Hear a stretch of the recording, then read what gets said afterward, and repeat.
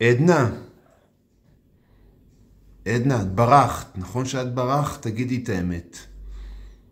למה ברחת? מה, את רצית להיות בקור, בחוץ, בגשם? בא לך להיות חתולת רחוב, זה כיף להיות ברחוב, עדנה? זה כיף. את והאח המטומטם שלך, אתם שני מטומטמים, כמו אמא שלך את. חבל שלא הכרתי את אמא שלך קצת לפני, אז את היית נשארת שם, בעולם שלכם שם, לפני שאתם באים לעולם. כן, טיפשה אחת. ששון, תגיד לה, תסביר לה, היא תבין.